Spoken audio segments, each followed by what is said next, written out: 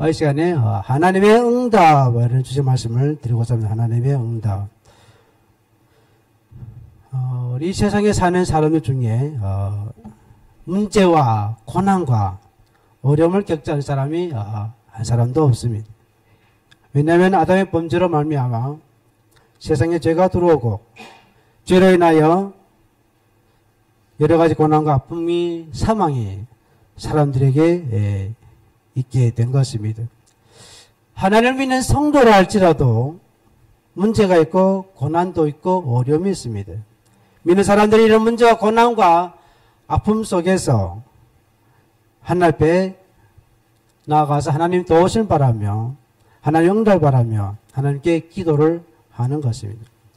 하나님 살아계시를 믿는 사람이라면은 누구든지 하나님 응답을 바라며 하나님이 도울 것을 기대해야 하는 것입니다. 그런데 문제는 우리가 바라는 기대만큼 하나님의 응답이 적다는 것입니다. 하나님의 기도를 많이 했는데 응답이 많지 않은 것입니다. 하나님 우리 기도 응답하시길 원하시는데 왜 응답이 늦고 왜 응답이 적을까? 여러 가지 원인이 있어요. 성경에 보면 구하여도 받지 못하면 정욕으로 잘못 구함이라 이렇게 말씀하십니다. 하나님이 원하시고 기뻐하시는 기도를 해야 됩니다. 우리가 응답받지 못한 여러 가지 원인을 찾아 해결한다면 하나님의 응답을 받을 수가 있습니다. 오늘 본 말씀을 통해서 우리의 기도가 응답하지 못하는 원인과 응답하는 방법을 찾아보려고 합니다.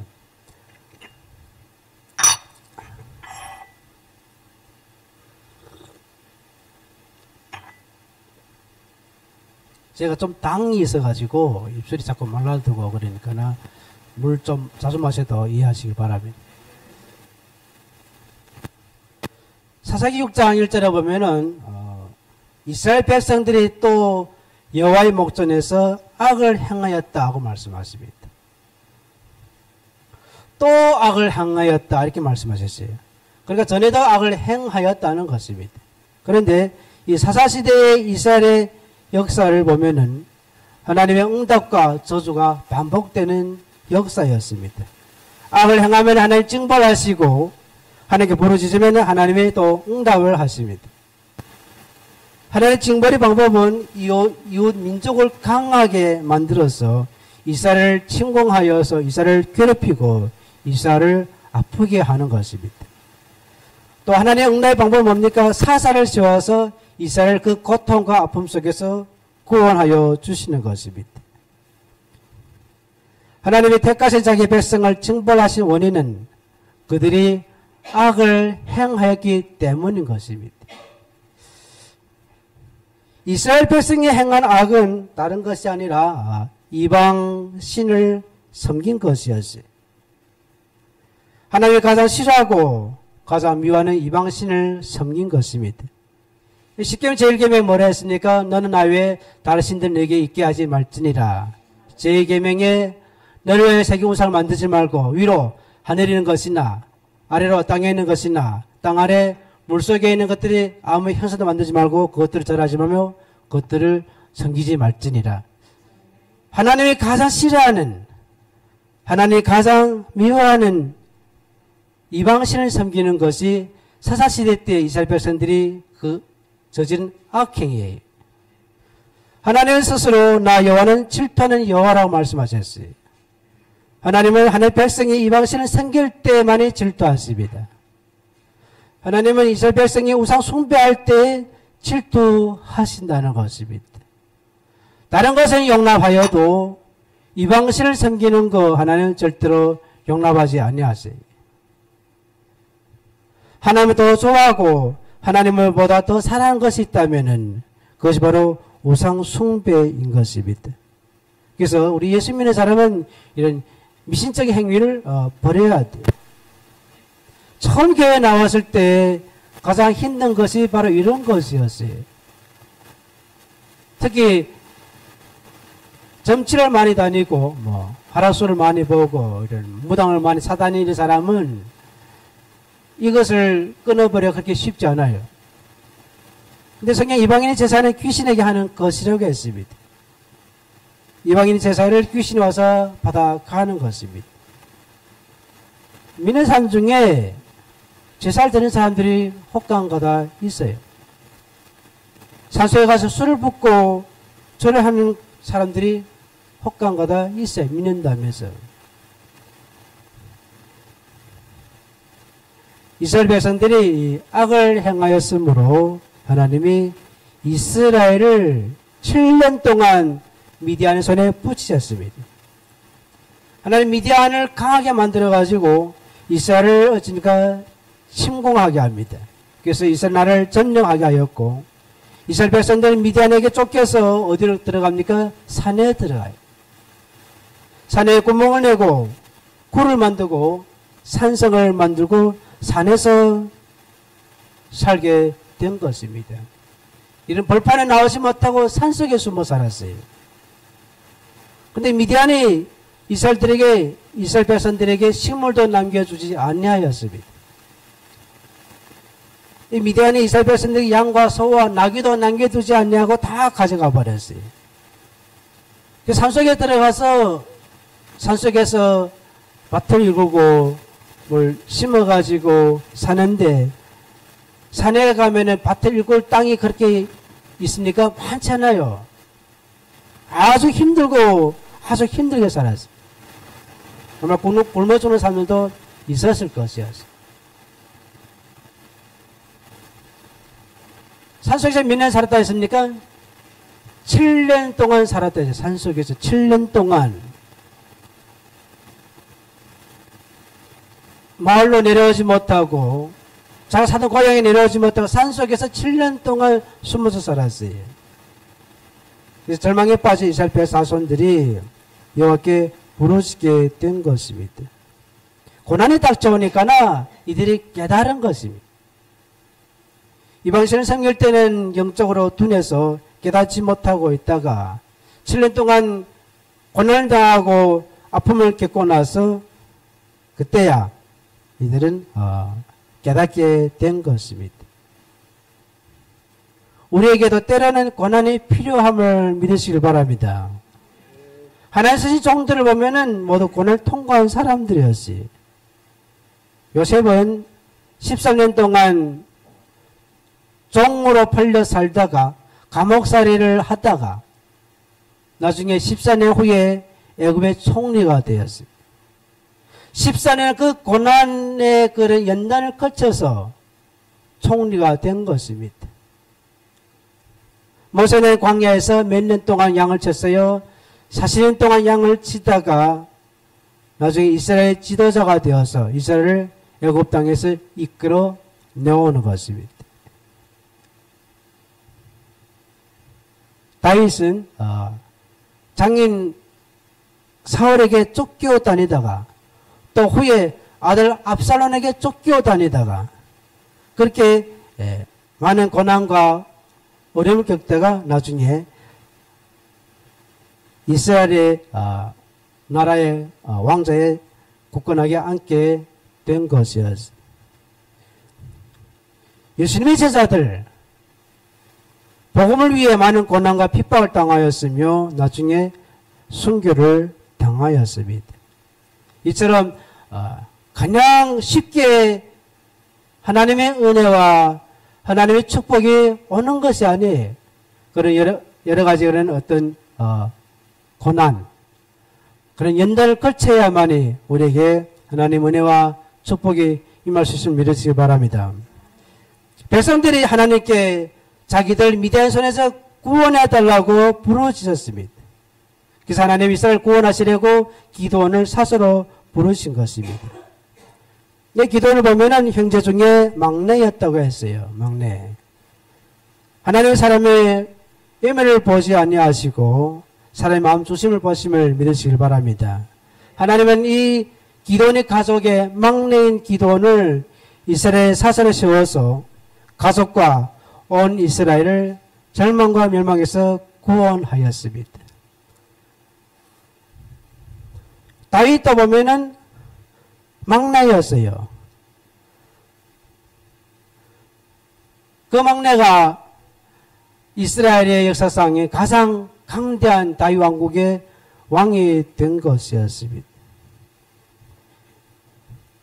야곱도 막내인데 남자다 모습이 하나도 없고 오직 그런 기집애처럼 생겨가지고 항상 어머니 치마자락 붙잡고 떠올던 그런 야곱을 통하여 하나님은 12지파를 만드셨습니다.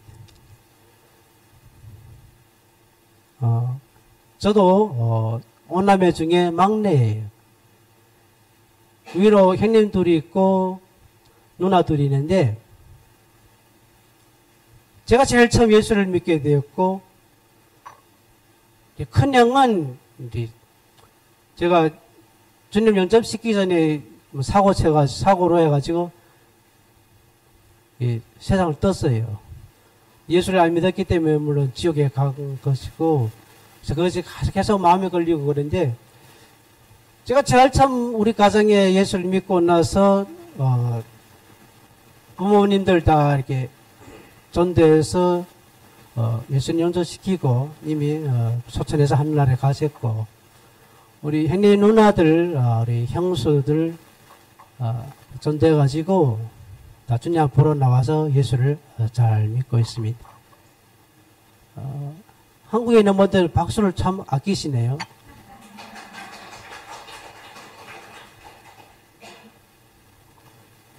제가 한 것이 아니고 하나님이 한 것이에요. 우리 가정의 막내인 저를 통해 가지고 우리 가정의 가정 식구들 다 예수 믿게 되었고 구원받게 되었습니다.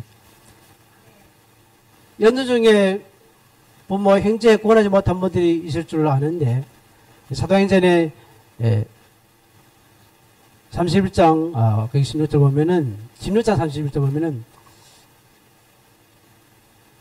베드로가 사도 바울이 빌립보 지방에서 복음 전하다가 잡혔잖아요. 그때 옥토가 움직이고 손에 묶인 것 다 풀어지고 그랬는데 간속에 나가지고 죄수를 도망줄 않고 검을 빼어 자결 할 때 사도 바울이 소리쳤어요. 우리가 야 여기 있노라. 그래서 그 간수가 바울 앞에 와서 무릎 꿇고 뭐랍니까? 우리가 내가 어떻게 구원을 얻을 수 있습니까? 물어봤어요. 그때 뭐랍니까? 바울이 주 예수를 믿으라. 그러면 너와 네 집이 구원을 얻으리라. 예수를 믿으면 나만 구원받는 것은 나의 집도 구원받는 그 말씀이 저한테 마음에 들어왔게 되었고 그 말씀 붙잡고 열심히 기도하고 열심히 전도했는데 한 10년 지나고 10년이 지나니까는 이렇게 한 사람 두 사람 주님 앞으로 나오게 된 것입니다. 다 주님이 하신 거예요. 오늘 하나님이 막내 기도를 통하여서 기도원을 사사로 부르셔서 이스라엘 나라를 구원시키십니다. 하나님 보실 때 아주 막내인 이 아주 약한 능력이 없는 기도원을 불러서 이스라엘 사사 세우고 이스라엘을 미디안 손에서 건져 주시는 것입니다. 이 기도원은 하나님 부르심을 받아서 그때 당시에 그 나라에 있는 바알단을 회파하고 아세라 상을 찍어버렸어요. 이스라엘 백성들이 바알과 아세라 신을 섬겼는데 그것들을 다 없애버렸습니다. 그래서 이스라엘을 하나님께로 돌아오게 만든 사람인 것입니다. 기도원이 하나님의 부르심을 받아 나왔지만은 기도원에게 두려움이 있었어요. 그래서 기도원이 뭐하면 하나님을 시험해요. 이 성경을 보면은 하나님을 시험한 것이 딱 여기 한 곳밖에 없어요. 기도원이 시험. 주께서 내 손으로 이스라엘 구원하실 줄 내가 어떻게 알겠습니까?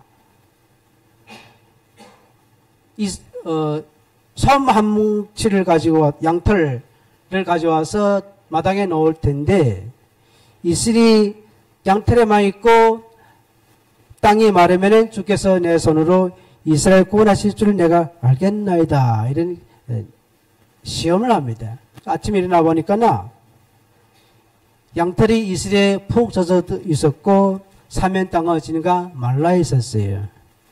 이튿날 또 시험에 반대로 양털을 마르고 사면 땅에 이슬이 있게 하면 주께서 내 손으로 이스라엘 구원하실 줄을 내가 알겠나이다. 이렇게 시험을 합니다. 이때 내가 나와 봤더니 양털을 마른 절이 있었는데 주위의 땅은 이슬에 푹 젖어 있었던 것입니다.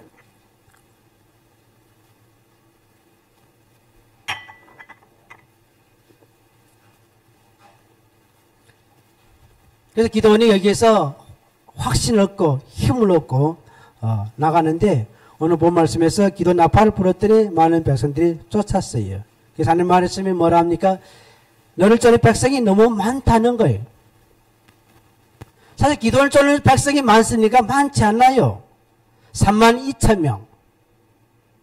인간적으로 보면 많은 것이 절대로 아니에요. 아직도 너무나 부족한 숫자입니다. 미디안의 군사는 14만 5천명입니다. 미디안의 군사는 14만 5천명인데 기도를 쫓는 무리가 3만 5천명이에요. 3만 2천명. 아주 적어요. 미디안의 군사에 비하면. 근데 하나님은 뭐랍니까? 많다는 거예요. 왜? 하나님을 미디안을 이긴 후에 이스라엘 백성들이 하나님을 거스려 자기들 힘으로 미디안을 이겼다 할 수 있겠다고 하나님이 미리 알고 계셨기 때문에 어찌니까 많다는 거예요. 그래서 두려워하는 자는 어찌니까 떠나가라 했어요. 22,000이 떠나가고 10,000명이 남았습니다. 하나님이 또 말씀해서 아직도 많다는 것입니다. 10,000명도 많다는 거예요. 저쪽에 14만 5천명인데 10,000명도 많다는 것입니다. 그래서 물가로 내려가서 그들을 시험하는데 물을 떠서 마시는 자를 따로 세우고 물을 끓고 물을 마시는 자를 따로 세웠어요. 손으로 물을 떠서 마시는 자는 300명이었고 그 300명만 남겨두고 나머지는 모두 돌려보냈습니다. 하나님의 전쟁은 군사에 많고 적음에 아무 상관이 없습니다. 사사기 7장의 9절부터 14절 말씀 보면은 하나님이 재차 기드온에게 신심을 주십니다. 300명을 남겨둔 기드온은 사람인 거로 보니까 마음에 확신이 없었을 것이 마음에 두려움이 있고 근심이 있고 그래서 하나님이 기드온의 염려를 아시고 기드온에게 재차 신심을 주시려고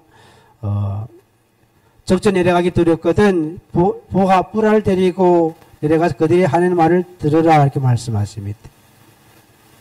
기도하는 밤에 뿔알을 데리고 내려가는데 그 군대가 메뚜기같이 죽다 하였다고 했어요. 그런데 그들이 꿈 이야기를 하는데 한 사람이 자기 도목에 꿈 이야기를 합니다.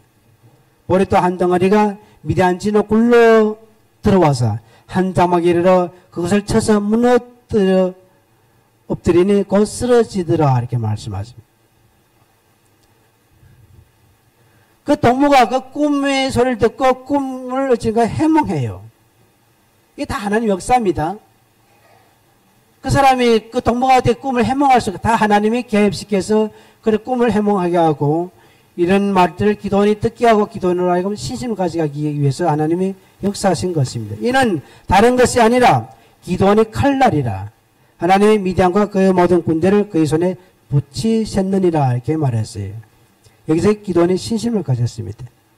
여러분 보리떡 한 덩어리와 장막을 비교해 봅시다. 이 장막은 미디안이 군사들이고 보리떡 한 덩어리는 기도원의 300용사입니다. 근데 보리떡 한 덩어리로 장막을 무너뜨릴 수가 있으니까 무너뜨릴 수가 없어요. 사람은 할 수 없으나 하나님은 할 수 있다는 것입니다. 하나님은 보리떡 하나로 장막을 무너뜨릴 수가 있다는 것입니다.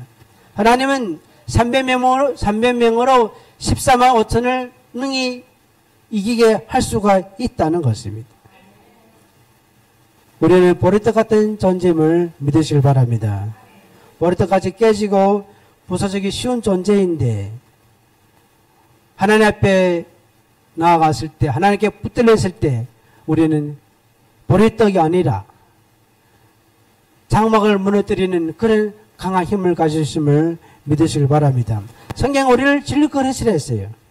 질그릇이 사람 손에서 떨어지는 순간 어찌니까 깨지게 되어 있습니다.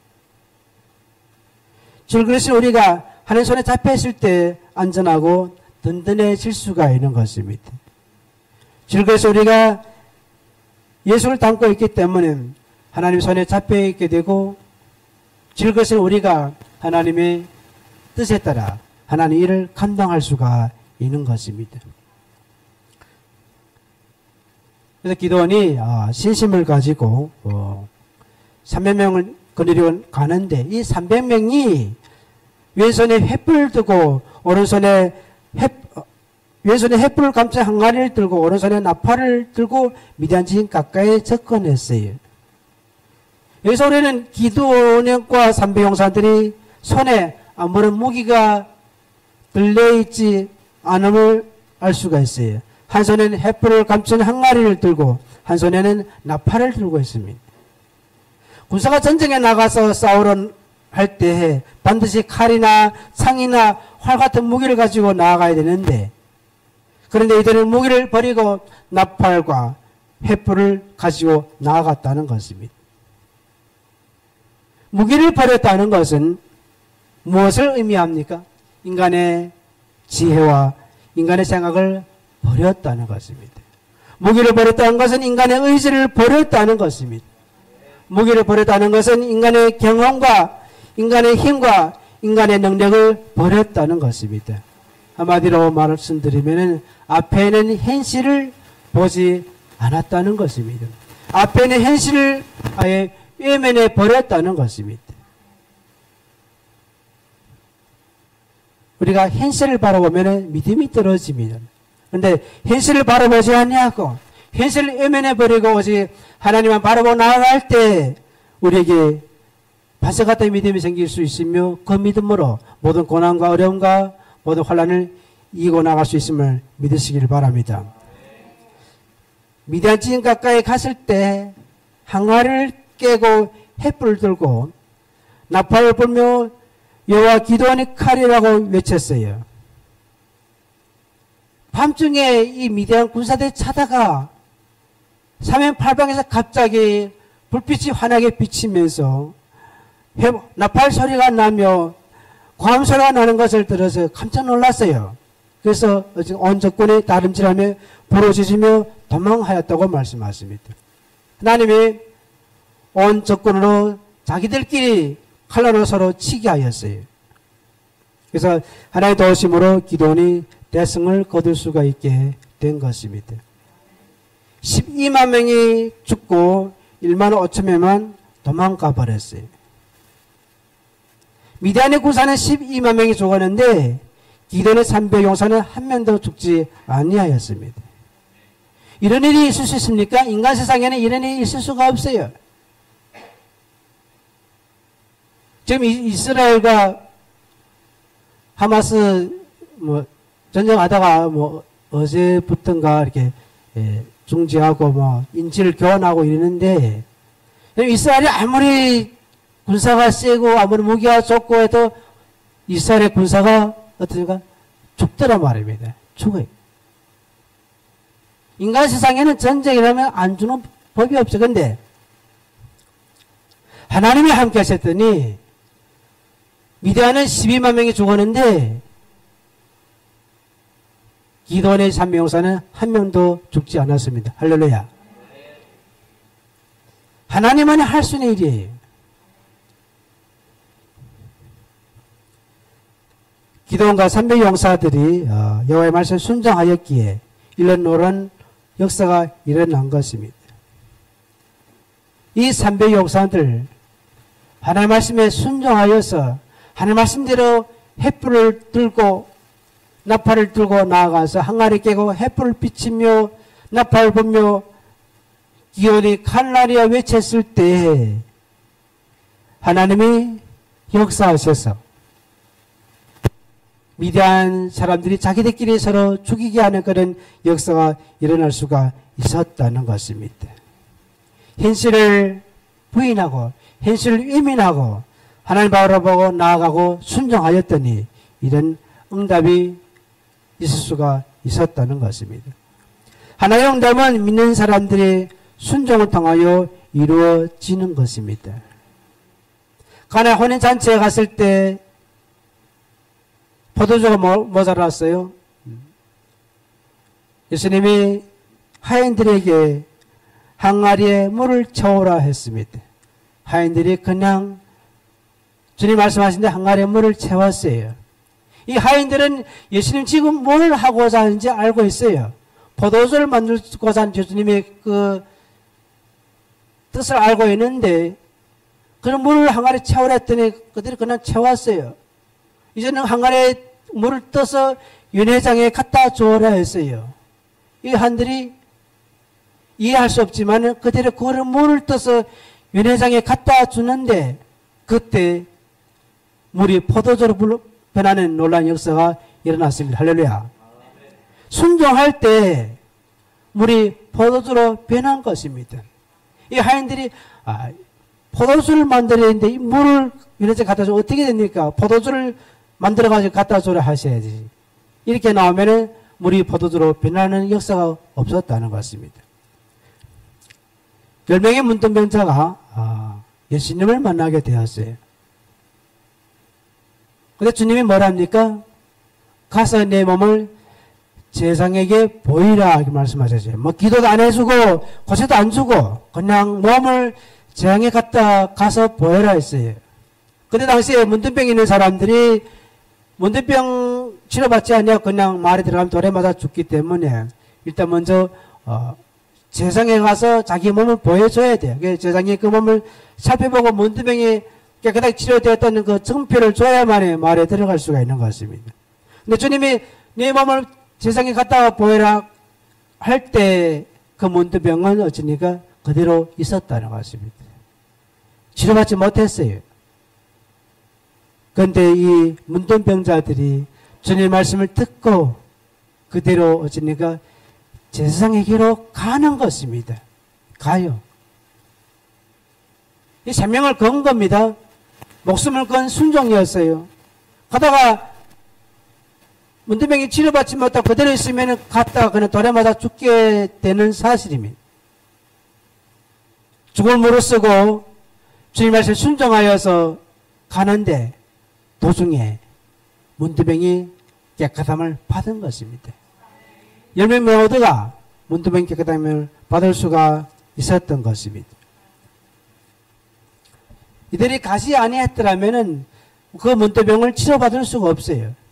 갔더니 순종하여 행동으로 옮겼더니 가는 도중에 문둥병이 깨끗하게 치료받을 수가 있는 것입니다.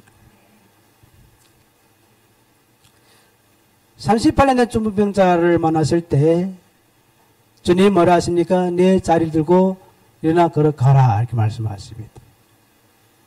거기 보면 주님이 그 중풍병자 치료하지 않았습니다. 그냥 자리를 들고 일어나 가라 했어요. 그 나머지는 이제 중풍병자의 그 순종 여부에 달렸어요. 순종하여서 일어나 가면은 일어나 갈 수가 있을 것이고 내가 어떻게 일어날 수가 있으니까 38년이나 되는데 이 병이 주님이 그냥 안수해서 기도해 줘야 되죠. 주님이 치료해 줘야 되죠. 이렇게 생각하고 가만히 앉아있으면 일어나지 못하는 것입니다. 근데 이 중풍병자가 주님 말씀대로 일어났어요.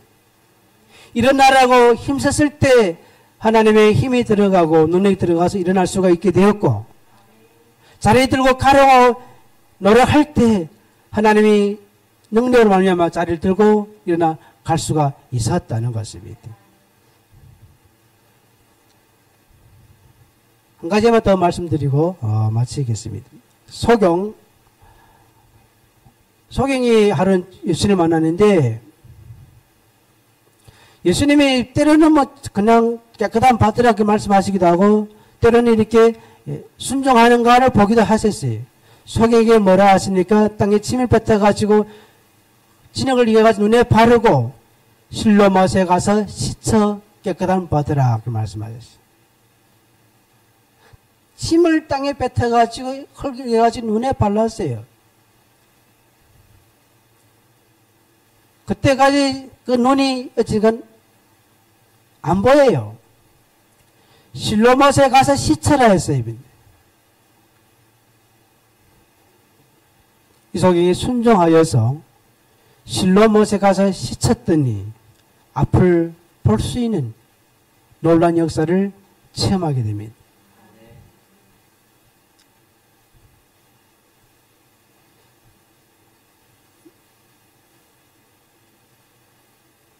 가나의 혼인잔치에 있었던 이 종들이나 10명의 문둥병자들이나 38년 중풍병자나 소경이나 모두가 현실을 어찌니까 안 봤습니다. 현실을 외면했어요. 오직 주님만 바라보고 주님 말씀에 순종하고 행동을 옮겼더니 물이 포도주 변했으며 문둥병자가 깨끗함을 받았으며 38년 중풍병자가 일어날 수가 있었으며 소경이 앞을 볼 수 있게 된 것입니다. 그래서 성경은 우리 그리스도인들이 하나님의 말씀에 순종할 것을 요구하시는 것입니다. 기도원이 300명을 더불어서 13만 5천 명이나 되는 그 군사를 행해서 나아갈 때 그들과의 자신들의 45대 1이라는 이런 아주 열세에 불과 그것을 외면해버리고 현실을 바라보지 아니하고 하나님 말씀에 순종하며 나아갔더니 하나님 도우심으로 승리하고 돌아왔으며 이스라엘 군사들을 거느리고 돌아올 수가 있게 된 것입니다. 그것부터 미디안은 이스라엘 자손들 앞에서 복종하여 다시는 머리를 두지 못하였어요. 기도원이 살아있을 때까지 40년 동안 태평 세월을 보낼 수가 있었던 것입니다. 기도원의 300 용사는 말 그대로 싸움을 잘하는 일당백의 그런 용사가 아니었습니다. 하나님이 함께 하셨더니 용사가 되었습니다. 할렐루야. 이들은 하나님 앞에 자신의 생명을 내놓았어요. 300명이 14만 5천을 상대해 싸워야 하는 아주 위험하고 아주 위급한 상황에서 이들은 하나님을 순종하며 나아간 것입니다. 그런데 이 300 용사들이 마구잡이로 아무 생각 없이 전에 나간 것이 아니라 하나님을 믿고 하나님을 바라보고 나아갔다는 것입니다. 기도원과 300 용사들은 전쟁에서 싸울 때 필요한 무기 가지고 가지 않았어요. 싸움에 필요 없는, 싸움에 아무 쓸모없는 횃불과 나팔을 들고 나간 것입니다. 이러한 상황을 보면은 이들은 하나님을 믿고 하나님을 바라보고 나간 것이 확실함을 알 수가 있는 것입니다. 그들은 앞에 있는 현실을 보지 않았어요. 앞에 있는 현실을 바라보지 않았어요. 외면해버렸어요. 오직 하나님의 능력과 하나님의 기적을 바라본 것입니다. 300명으로 어떻게 저 많은 미디안 군대를 이길 것인가 생각하지 않았습니다. 하나님이 가라 하니 하나님 말씀만 믿고 하나님 말씀에 순종하며 나아간 것입니다. 우리 일상생활 속에서 하나님의 응답을 받으려면 우리의 앞에 있는 현실을 보지 말아야 돼요. 앞에 있는 현실을 외면해야 됩니다. 현실에서 벗어나야 됩니다. 현실에 묶여 있으면은 하나님의 응답을 받을 수가 없습니다. 남은 삶 가운데 우리 회복교회 성도 여러분, 하나님이 싫어하는 악을 행하지 말고 앞에 있는 현실을 외면하고 하나님을 바라보며 하나님의 말씀 순종을 잘 하여서 하나님의 응답을 많이 받으시기를 예수님으로 부탁드립니다. 기도하겠습니다. 살아계시고 역사하신 아버지, 부정한 종을 회복교회 주일날 예배에 말씀 들을 수 있게 도와주시니 감사를 드립니다. 두서없이 전하였지만은 하나님, 성도님들 말씀 중심을 바로 알고 깨달아서 말씀 속에 있는 그 말씀의 핵심을 알고 핵심 붙잡고 나아갈 수 있도록 도와주시옵소서. 이 한국이라는 낯선 곳에서 많은 어려움과 고난과 문제들이 있사오니 하나님, 문제 속에서 고난 속에서 하나님 현실을 바라보지 아니하고 현실을 외면하고 오직 하나님을 바라보고 하나님을 믿고 하나님을 의지하고 나아갈 수 있도록 하나님 축복하여 주시옵소서. 모든 말씀 예수님으로 감사하며 기도드렸사옵나이다.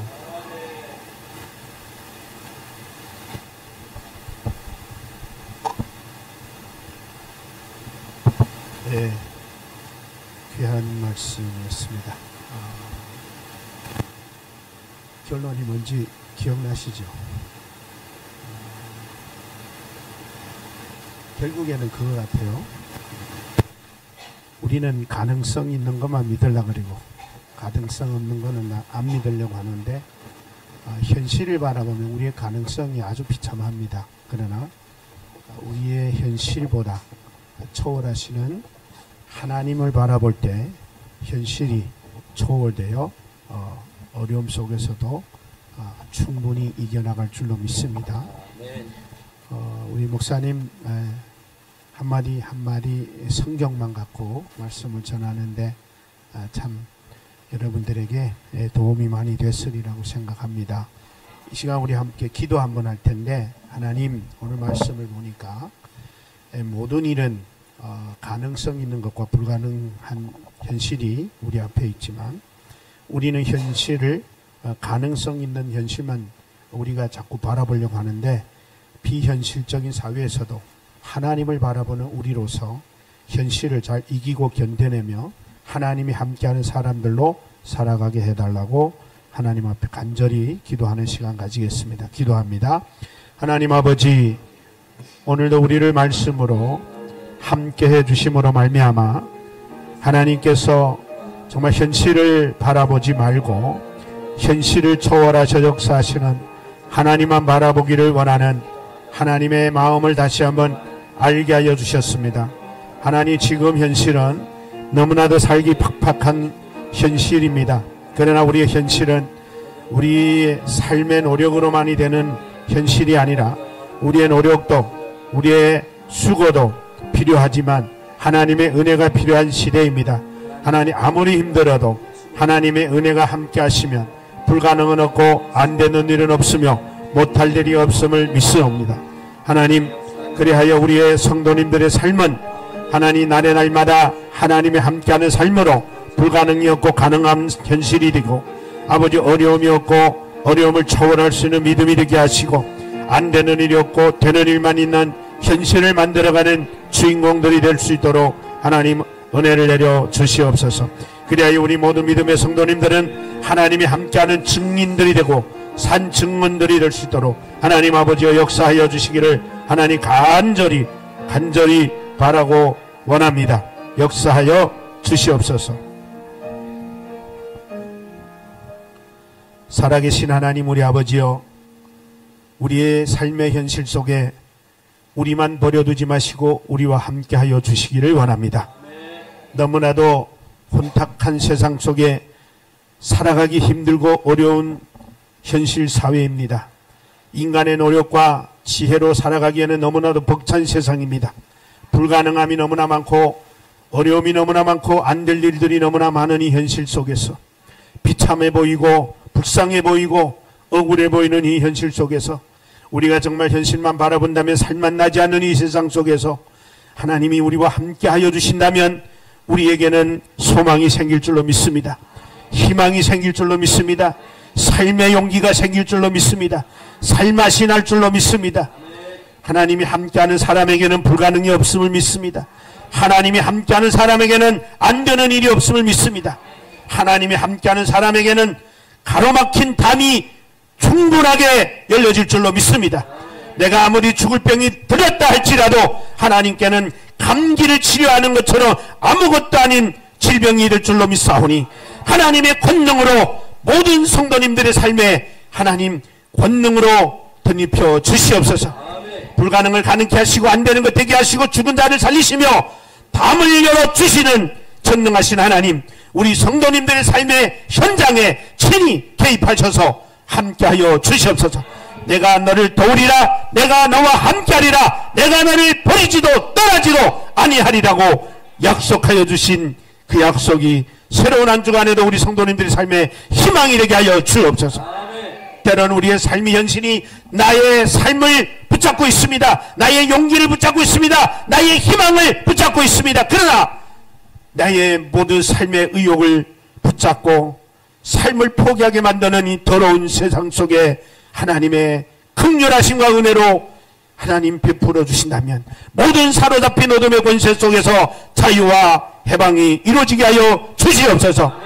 그리하여 슬픔으로 왔던, 힘들며 왔던, 고달프며 왔던, 지치며 왔던, 어떤 상황에서 왔던 오늘 이 자리에 나온 사랑하는 성도님들의 모든 삶에 전지전능하신 우리 하나님의 권능의 손으로 모든 것에서 풀어 주시옵소서.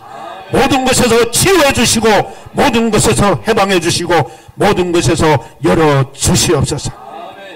오로지 우리 인생에는 하나님 없으면 불가능하다는 삶의 확실함을 가지고 하나님만 바라보며 살아나가게 하옵소서. 예수 그리스도의 이름으로 기도드리옵나이다. 아멘. 우리 다시 한번 내가 너를 도우리라. 이 찬양할 때 어째 이상한 부분들이 있는데 우리가 할 줄 몰라가든지 다시 한번 우리 정신 차려서 잘 불러보도록 합시다. 자, 기립하셔서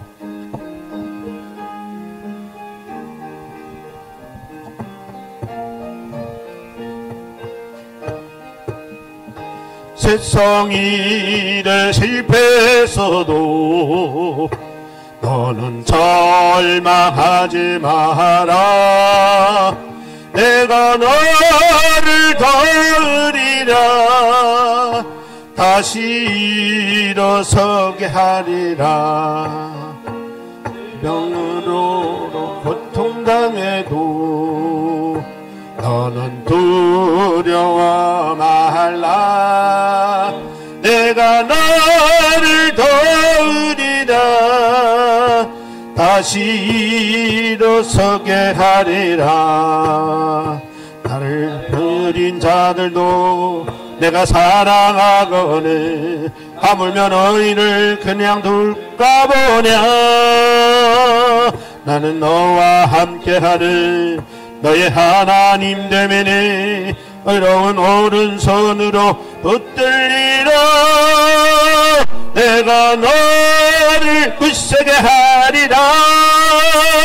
너를 크게 사용하리라. 너로 하여금 나를 증거하도록 내가 너를 도우리라. 환난 핍박 끊임없어도 너는 낙심하지 마라. 내가 너를 도우리라. 다시 일어서게 하리라. 참석도 기도하며 담대하라. 내가 너를 도우리라. 다시 일어서게 하리라. 땀을 흘리며 믿음으로 간구하는 너희의 기도를 내가 외면하려. 나는 너와 함께하는 너의 하나님 되미니 의로운 오른손으로 붙들리라. 내가 너를 굳세게 하리라. 너를 크게 사용하리라. 너로 하여금 나를 증거하도록 내가 너를 도우리라. 아멘. 우리 안에 정 목사님 축도로 마치겠습니다.